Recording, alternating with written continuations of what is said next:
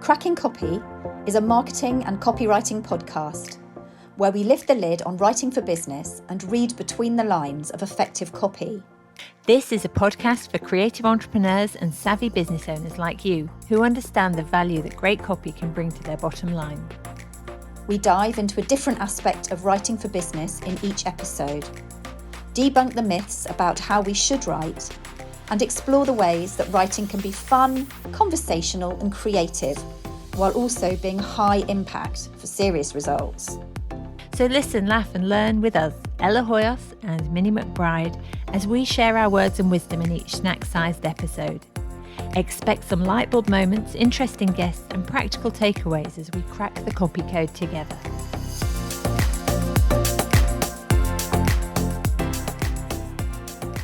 Hello and welcome to another episode of Cracking Copy. I'm Ella Hoyos and today I am joined with Barbara Shimasaki, who is here to talk all about a special framework that she's created for her business, which I'm really curious about, called 123 Your POV. And I'll let Barbara explain. But Barbara and I met during a summit organised by Betsy Muse, who's one of my copywriting mentors, and she has a membership group. We are both copywriters, and Barbara specifically talks about the importance of personal branding in the age of generative AI. And Barbara, I will let you introduce yourself. So over to you. Just tell us a little bit about your background. Well, I may be a copywriter now, but I have over 30 years working as a marketing designer for various brand groups. So really a dyed-in-the-wool visual person.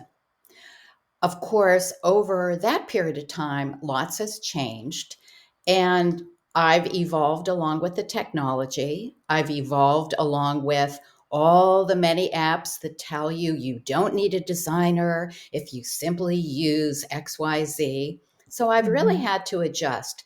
Luckily, a couple things happened along the way that helped guide my own journey.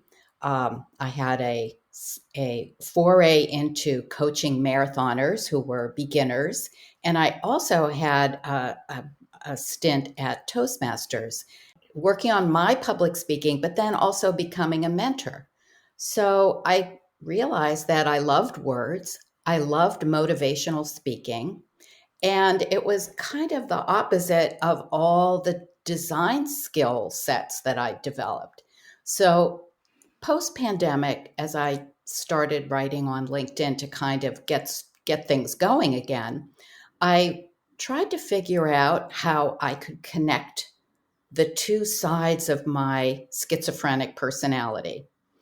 And I realized something. It was that the people that I really enjoyed following had a very specific point of view. And I realized it wasn't their brand. It wasn't the colorful way that they presented themselves. It was something far simpler. And so getting to the bottom of that, I began to develop this 123 Your POV framework. And I guess that's what we'll be talking about today, right, Ella? Yeah, absolutely. Yeah, I love how I think your design background, you can see patterns in things, and I feel like you could see patterns in communication. So where people are communicating, where there's messaging, and I do feel like that skill set you've got has brought you to this point today. Because I've heard you talk about other frameworks. I know you as a sort of LinkedIn carousel queen, and I remember a talk you did specifically on designing carousels for LinkedIn, but with around the framework of PAS, so pain, agitate, solution, or AIDA, attention, interest, desire, action. So I feel like you're really good at spotting those patterns and putting things into frameworks, which is excellent, and which kind of this is what 123 POV is about, isn't it? It's a messaging framework to help coaches and creatives to stand out. And I think I've heard you say, define yourself in a sea of sameness. Well, that's really the big problem, isn't it? There's just so much of the same thing. 3 tips for this, 7 hacks for that. And you realize that you really lose a connection between the person that posts or the person that writes the blog article and what they're saying. So, how do we stand out? Especially if we are offering services or some kind of coaching that's kind of unique to our approach. And I think that the establishing some clarity around that is the basis for trying to find a framework that we can begin to plug our ideas into. So it's not about our ideas so much, but it's about making it easier for other people to kind of grasp our ideas, to kind of get where we're coming from. Yeah, yeah. I think before I'd heard you talk about the carousels and structuring them in that way, it was a real light bulb moment for me. You're right. You need to be able to captivate people and then connect with them and convert that audience. I've also heard that you say that everything happens on social media now, and that people aren't searching anymore; they're scrolling. Can you talk to me a little bit about that? Well, I'm not really an expert. I'm just I realized, sure, I could read a million articles about what's happening and the algorithm and the changes. But just to kind of observe myself, I realized that I very rarely click to an article unless I already follow somebody and just love their, get this, point of view on something in specifically. But I'm really allowing the algorithm or what my likes and dislikes are, I guess that's what it translates into, feed me things that I could possibly be interested in. So that's kind of powerful. A lot of people hate on it. A lot of people feel like, oh, I'm not getting views and so forth. But I have found just by engaging in comments and starting conversations, that's really quite powerful. And I mean, case in point, Ella, I'm in the US on the East Coast. You're in the Mm-hmm. UK. We're literally an ocean apart, but we've had these conversations. So I mean, how great is that? So much happens in terms of connecting.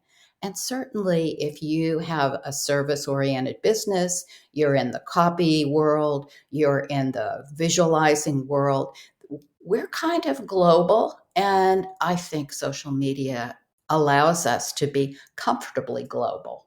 Yeah, I would agree with that. Yeah, absolutely. I mean, I've built my business around being online and being in online communities, and largely that is Mm. powered through social media. And that's how I make my connections, and that's how I find my leads, and that's how I make friendships, and that's how I develop my relationships. So, yeah. On the other side of that coin, I have to say, as somebody who's from an older demographic, it took me a while to get comfortable with it. And I'm sure many people have kind of a lack of content confidence, if you will, about really putting their personal ideas out there just because, we're human. We're afraid of being judged. We're afraid of, some troll coming out of nowhere and telling us we're real dummies. And at a certain point, you have to just get over that. And it's kind of a simplistic approach, but really, how many people are reading our things? Hopefully, we're attracting and having conversations with the people that we want in our little networks that can grow our businesses. Yeah, yeah, that's a good point you make, because yeah, when we show up on social media, are we preaching to the converted? There are still a lot of people out there who, like you say, who Mm. are shy of it, or who perhaps are lurking and not actively involved yet. But you've taken it, you've embraced social media as part of your business. You've upskilled and taken your business of, is it 30 years you've been in business now? I have been, but it started with magic markers on paper, on layout paper, Yeah. Yeah. and kind of went through all of that. So, to me, as people kind of begin to run scared of AI or whatever is going on currently that we don't quite understand the impact of, there's always been a new tool. There's always been a new technology. And you you either decide to get with the program or find a lane or maybe skip it altogether and do something new. We just have choices. And I think that, it's very individual, especially for the solopreneur, the person who has a small service business. It's, you're driving the bus and you can decide. Yeah. Yeah. But let's come back to LinkedIn, because the question that every online business owner really wants to know the answer to is how they can use LinkedIn to build an audience and attract the right fit clients. So Mm. talk about your approach there then. How would you advise that an audience can be built out on LinkedIn?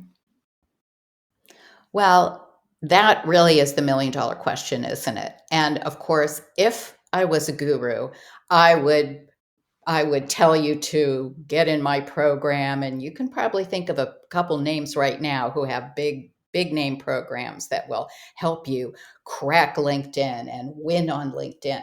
But I think it all comes back to these basic pieces of advice that we get. And one is niche. You need to be very disciplined about what you talk about. Now, this might not come naturally to you, or it may come very naturally as somebody who's kind of honed in their self promotion. But basically, on LinkedIn, you want to make sure you just talk about what you want to be known for, because that's how it works. If you talk about anything and everything, people out there in the news feed may think you're pretty cool, but they don't really know what category to put you in. Mm. So, this is where this framework thinking starts to come in. Because when I started on LinkedIn, I just was kind of practicing my storytelling. I was really just pulling from my own experience, and some people, it resonated with some people, and there really wasn't a lot of action. But as I began to talk more about the things that I guess I offer as this sort of weird combination of design and copy and strategy, then I began to have conversations and connect with people who were kind of more in that world. So I noticed that and tried to keep a discipline. And I found it hard. I mean, Yeah. honest to gosh, I found it really hard. So I thought, okay, what helps me when I work with clients? This kind of have a plan, have a framework. So I thought, okay, I'm kind of a simpleton. What is the simplest approach I can take? Yeah. And one thing that I heard from a lot of people was, in your bio, in the little headline copy that sits next to your name on LinkedIn, Hmm. have a personal headline that shockingly is less about you and more about who you serve. And you know, what they say about branding, personal or otherwise, is, reading the label from the outside if you're in the bottle. But, it becomes a very interesting thought experiment. So I think that was job one. And so to come up with this one little headline, and I call myself a content designer now. It Hmm. definitely needs explanation, but it's kind of a catch-all term that feels like it fits. So it's just one little headline that gets repeated. And Yeah. then, I just try to keep that discipline. And I've noticed that people who I follow who only talk about strategy or only talk about storytelling tactics or only talk about marketing in terms of finding where your audience lives, these kind of not a general thing that from my past, I would just say, I'm a designer. And people would say, what kind of designer? You just Yeah. get narrower and narrower. And so you take a stab at finding this lane that people can then go, oh, that's the one who always talks about XYZ. And I Yeah. think that, that's really the approach. And honestly, that's how the LinkedIn algorithm works. If you say that you like puppies, LinkedIn is going to show you everybody's stories about puppies. That's just, it's an AI thing. That's how it works. Yeah. So we try to make it work for us. Yeah. Yeah. You've got to send out your bat signal, haven't you, to attract the right There people. you go. But sometimes I do find, like you said, it's incredibly difficult in the beginning to really narrow down what is that one thing that you want to be known for, especially if you're somebody with multiple interests. Like me, I would call myself multi-passionate. So I really have struggled to find that one thing, and I don't want to pigeonhole myself, but at the same time, I do want to be clear, and I do want to stand for something that people can relate to and people can understand. And even if I'm just giving the gist of what it is that I'm about and how I can help people, then that's good. That's better than the scattergun approach of trying to be everything to everybody.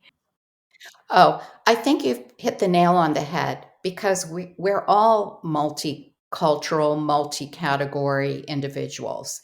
And I think what is painful in a way is making those choices. But if you think about it in terms of Netflix and the things that you enjoy watching, you you can simply go for a phase where you talk about one area of interest for a while, and then you can kind of switch gears and transition into your take on another area. It's truly I think the challenge of Yeah. how we want to approach it. Mm-hmm.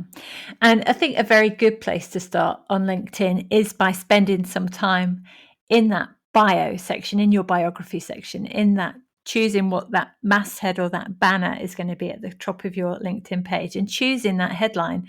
It might only be a little headline. It might only be 8 to 10 words. It's some of the hardest words that you'll put together if you want to get it right, but it certainly focuses the mind. So great exercise to spend a bit of time there. If one of your goals is to attract more leads and attract the right sort of job opportunities and things like that, which essentially is what the platform is all about. I've seen people use that about section or bio section, sort of that. You really do have a lot of words there. It's like, I don't know, about 1,000 words possibly is what I'm coming to mind with. But some people actually use that whole section simply talking about the kinds of people that they want to attract, that they can help, and how they can help them. Mm-hmm. Very little about their own background, very little about how it used to be. I mean, when I first got into LinkedIn, you just put your skills, your resume, sort of very formal, cut and dry bullet points of what you had to offer. And now it's really a flipped story. It's Yeah. mostly about what that reader maybe would get out of following you. So it's a truly, as you say, it's a tough exercise. Yeah. But that is, it's answering that question. Your about section needs to answer the question that the reader has in their mind. What's in it for me? Why should I follow Mm. you? What's in it for me? And I think people are getting much more savvy to that now, which is a good Mhm. thing. It's a good thing. Now, please tell me a little bit more about the framework you've developed. 1, 2, 3, your POV. I'm really keen to hear about this. Well, it fits very neatly, I should say, into LinkedIn. When you think about how you operate on LinkedIn in your half hour a day or 20 minutes a week, whatever you're giving it, it gives you kind of an action plan. So I would say the one is your personal headline. So you could call it that. difficult to write little bio line next to your name. But it's that thing where when somebody introduces you, they would say, "Oh, yeah, this is Ella, and she has this terrific podcast, and she has a tremendous copywriting business." And then whoever you're talking to knows how to think about you. So that's your one. You just want to have something that is easy to remember and easy to repeat. And back to what you said, this is not easy. Mine has gone through several evolutions, but it's that sort of self-introduction that you're handing off to people. Yeah. The number two part of this is, how do you illustrate that with two stories that you put on repeat? Just two. I know there are people that I follow who I know them because they did something amazing. They ran a summit, for instance, or they completed a marathon despite having some personal setback, or they won an award, but they talk about it in a unique and personal way. Or maybe they're a mom. They're just a mom who is doing all of the career stuff that you personally hope to do, but with a teething toddler and a lot of other distractions. Whatever it is, two stories, and you can never really expect people to remember everything about you. So you pick two stories that also have a little bit of a moral to them, or a lesson, or encouragement, like, you can do it too. If I can do it, you can do it. There's something behind them. And these are your stories. It's kind of you super simplified. It may feel restrictive, but again, we're kind of doing this for an audience, and we can change it up after a while. I mean, some things resonate and some things are just for us personally. So that's number two. Yeah. And number three, I think if you can find 3 ways to be helpful, I think that is a gift that keeps on giving on LinkedIn. So if I pull from my design background and turn it into a point of view on how to make a carousel that doesn't look like every other carousel out there, that is somehow a unique way to show maybe my strategy or my coaching approach or my humor, that then becomes part of how I can give some sort of educational, some kind of like little mini masterclass in a 6-slide format. So to have a couple ways, a couple things that you say, a couple tips, a couple, I hesitate to say hacks, but people would like some, are basically on LinkedIn, not so much for entertainment, but to somehow better themselves or figure out how to do their job better, or just how to be better as a professional person. So to have a couple things that you offer, and I would say 3, go with 3, that gives you a framework for what you say, what you comment on, and what you repeat on a continual basis, so that people kind of get to know you about them. Right. Okay. I get it. So the personal headline, that is you in a nutshell.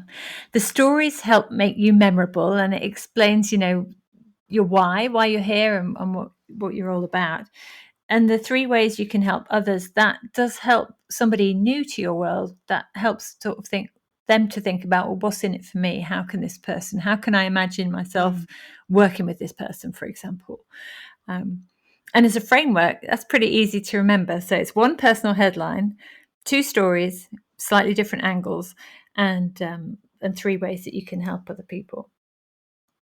And the reason that I say it's 1, 2, 3, your point of view, your POV, is because that is the only thing that's left of our personal brand once it is seen and thought about by somebody that just finds us on the news feed.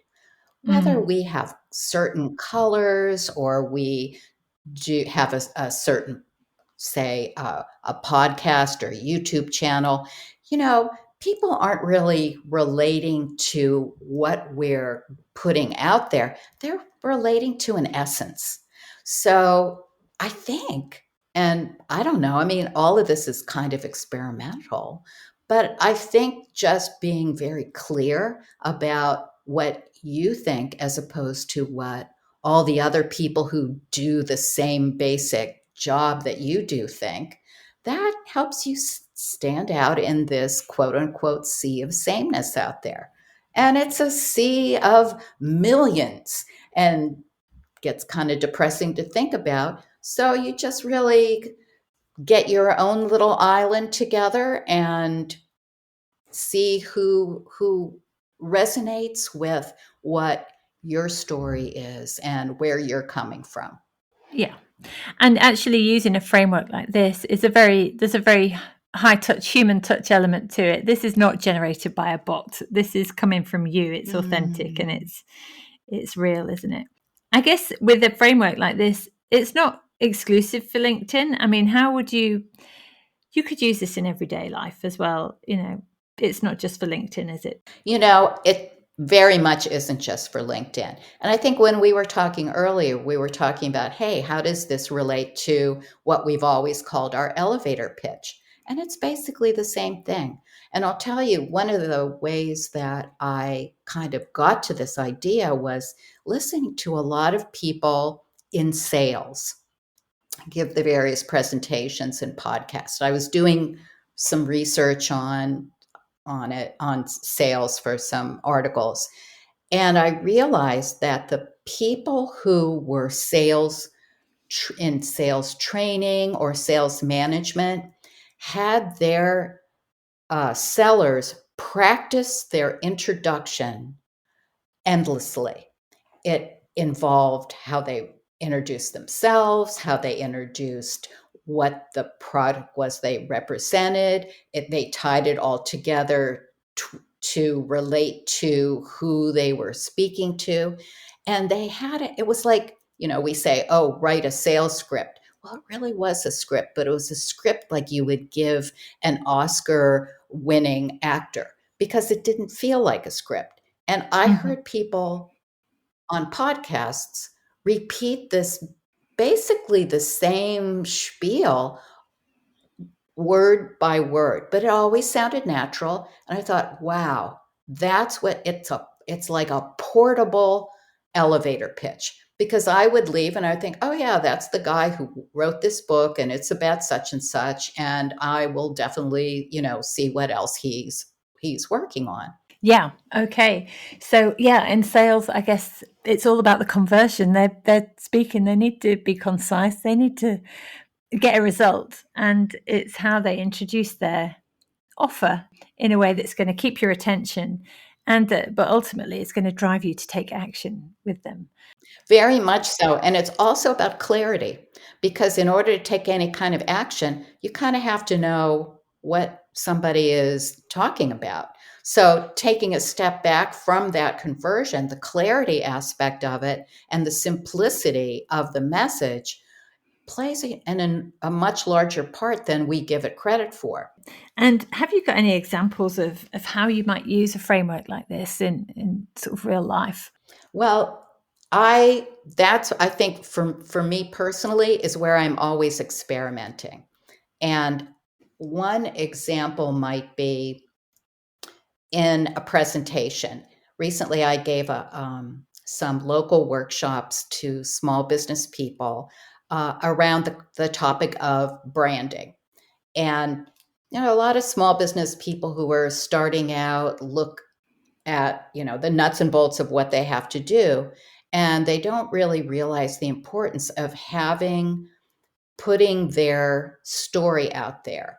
You're in competition with quote unquote the big guys. So you really need to have something that once a person comes to you or your store or however they find you on Facebook, You need a very simple script, if you will, or about 1 to 2 sentences that kind of wrap up what you do, that someone can take away to, oh, let's not go to Home Depot. Let's go to so and so because they give you individualized attention on your home projects. So I realized that there's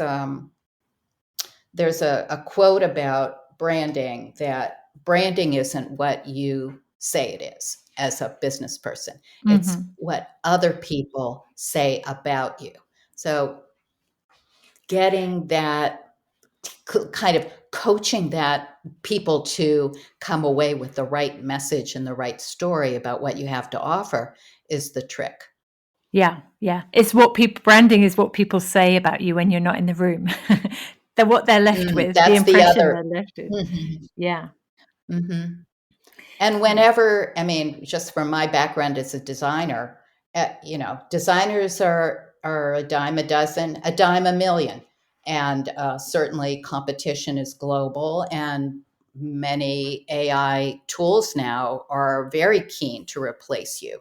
However, a designer with a point of view or with a different sort of background becomes so much more valuable to those who can understand clearly what that value is.